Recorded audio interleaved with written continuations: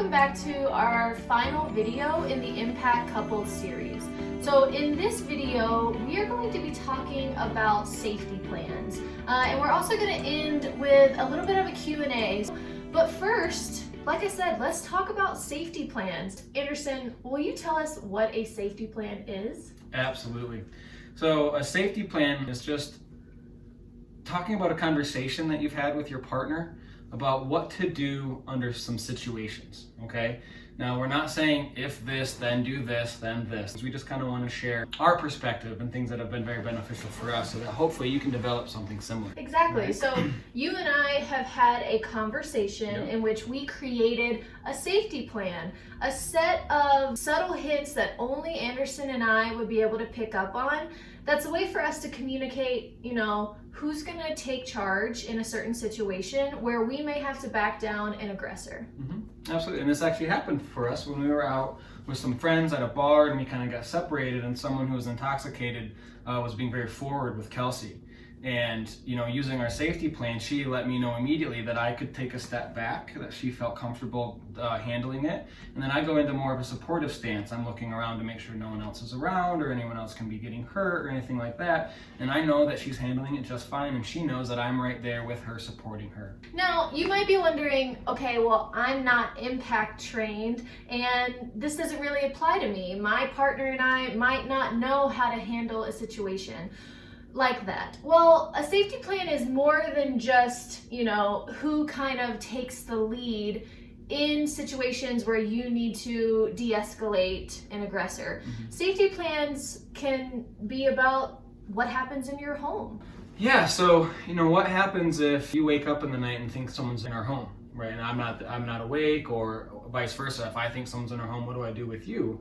And how do we handle that? What are the roles that we each take? We have defined tasks that we can immediately jump into when we activate our safety plan. So, how can you start to formulate your own safety plan? There are 3 tools to help you get started. First, set a date and a time with your partner. Right? This can be very kind of intense conversation, and we don't want anyone to feel ambushed. So, set a date, set a time, and say, we're going to talk about a safety plan, and we need to make some space for this, okay? Mm-hmm. Second is, when you're in that meeting, establish a code word or a short code phrase that means safety plan time, right? Kelsey and I have one that if we're out in public and one of us says our code word, we know that it is safety plan time, it is serious time, it's business. Yeah, and so even if my intuition is going off and Anderson's isn't, mm-hmm. he knows when he hears that phrase that it's time to act and it's time to support me in whatever way I need, and that's when we can begin to negotiate who does what. Mm-hmm. The third tool is actually talking about the scenarios that you are most likely to encounter. Yeah. Depending on if you hike a lot, if you run through city parks, if you go out at night and do nightlife, those all have very different dynamics and people involved, and there are different situations you're going to want to act differently. Talk about what that looks like, okay? What does it look like for you to step into a fight or a confrontation, or to lean into someone who's harassing you in the park versus in a bar when you're surrounded by people, okay? What are you willing to fight somebody for? What are you willing to hurt somebody for? What are you willing to get hurt for? Yeah. Those are the kinds of questions that you can really use to decide, when is it worth it to you? Your plan of action isn't always action. Absolutely. And you have to make those decisions for yourself, and a lot of times in the moment. And that's why these 3 steps that Anderson just laid out are so important, because having these conversations ahead of time about what is a safety plan, what's our word, and what are our boundaries around what we're willing to fight for, makes it just that much easier to move freely in the world.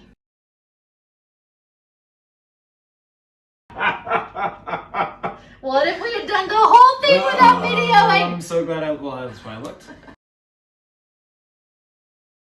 For this second half of the video, we're going to do a Q&A with Anderson and I. We picked 3 questions that were sent in from you guys that we thought were really relevant and built off of the content that we already covered. So we're going to ask them now. So the first one says, I'm finding myself doing a lot of blaming in my head. Like every little annoyance is somehow my partner's fault. I'm trying to get away from this and not communicate that feeling to them because intellectually I know it's not their fault, but it's hard. Anderson, you want to take this one? That really resonates with me. We want to have this understanding of our emotions so I can try to think my way out of feeling something. I would encourage you to own that feeling. You are feeling annoyed, and maybe you don't know why. Just communicating that can be effective. I can't count how many times I've said to Kelsey, I don't know how I'm feeling, but I need some time or space or something. I think one of the things that keeps us from our most effective communication is thinking that we need to keep the unresolved or harder emotions to ourselves. But actually, just sharing with your partner that you're feeling irritated and annoyed is actually going to go so much further in terms of finding resolution than trying to work it out yourself or trying to bridge that emotional and intellectual disconnect. And if you're feeling annoyed or irritated, whether or not it's your partner's fault, you still have to own those emotions and accept them for telling you something about what's going on in your body or what's going on in the environment. Absolutely. They're there for a reason. And also, you can't resolve a conflict when one person doesn't know there's a conflict going on. Mm-hmm. So if you're annoyed about something and your partner doesn't know that, they can't help resolve anything. There's no conflict unless more than one party knows about it, right? Yeah, exactly.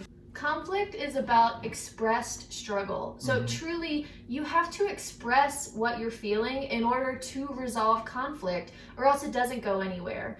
And remember, sharing that you're feeling some hard emotions with your partner doesn't mean it's your partner's fault, okay? Like, that's the point of partnership, like sharing what's going on. All right, Kelsey. Question 2. Okay. How do I have proactive conversations with my partner when we have different communication styles? Different communication styles actually comes down to difference in listening styles. So when I talk about listening styles, I'm talking about people have different thresholds around how they're able to effectively and attentively listen. I have a very time-oriented listening style. Time is really important to me when it comes to hearing information. Now, other people might have more of a quality listening style where they care more about the language and the relationship, okay? They care more about connection. Others may have more of a logistical listening style. They care about facts and information. Different listening styles is not a bad thing. It's about knowing how to address them and knowing how to cater conversation to adapt to the difference. So 3 tools that are really helpful when you and your partner might have different communication styles are the following. First, I don't know how many times we've said this in all of our videos, set a date. So truly ask your partner, can we sit down at this time on this day to talk about it? It just allows for you to come into the conversation with so much more clarity because you know it's coming. The second is set boundaries around the conversation. And these boundaries can look like time. Like, hey, we're gonna talk for 30 minutes and just 30 minutes. That is so helpful to say, okay, I know that these 30 minutes are gonna be devoted to this conversation and this problem and this solution. You know, you might feel really comfortable talking for hours and hours until you reach a resolution with your partner.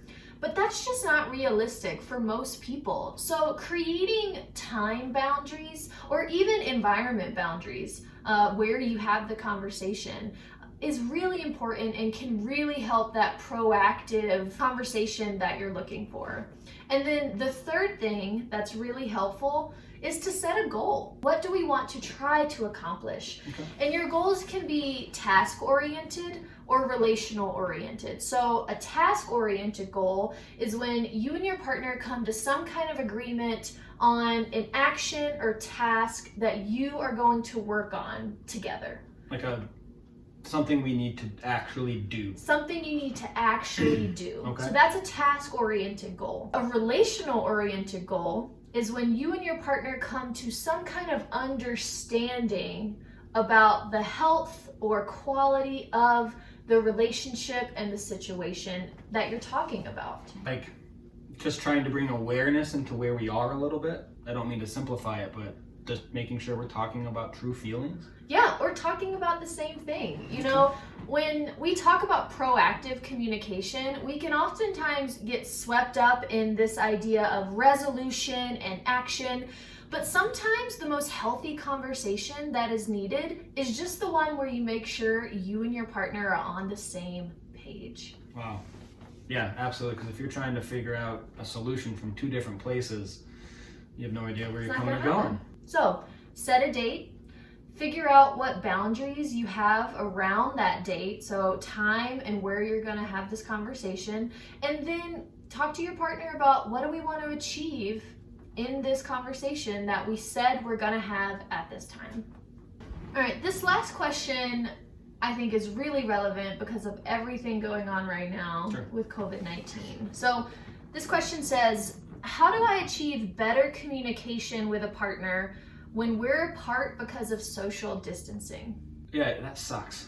It does suck. You know, just to be honest, that really just sucks. You know, especially if it's because you're worried about them, or maybe it's a new relationship and you're really excited about it, and then all of a sudden you literally can't see them anymore. Yeah. Right? You know, what's really important for me, you know, changing it up between a phone call and texting and, you know, throwing Zoom in there, that's a little different. We don't get this face-to-face. And that's what I really value, is the face-to-face interaction. So thinking about, why do I value the face-to-face interaction, and what can I kind of use to supplement those things that I can't get right now? I think being able to have that conversation with your partner, even if it's a new partner, is really helpful because it also helps you establish boundaries around this new form of communication. You might not be able to give yourself fully, I'm talking mentally, physically, emotionally, during certain times of the day. I know that when Anderson is working, our phone calls need to be really quick and really short, okay? Because that's what's gonna work best for him. And we had to have that conversation so that when I did call him at work, and it was a very clipped conversation, I didn't have any hurt feelings. You know, I understood that we had different schedules, and those different schedules created different boundaries for when we could communicate and how. Absolutely. I wanted to have a full storytelling chat about your day, but not in the middle of mine. We needed to have a time for that. You mean you don't want to always hear about my day all the time?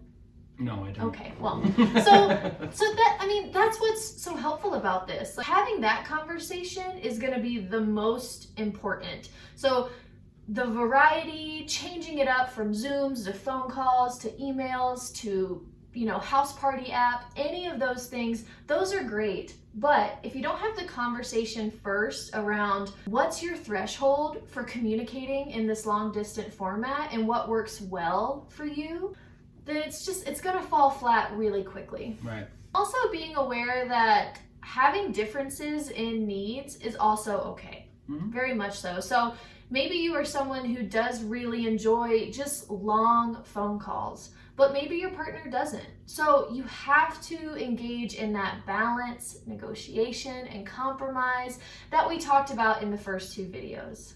Yeah, and that leads you to know if you want to continue to keep that relationship going and have those conversations or not. Yeah. And that's okay too.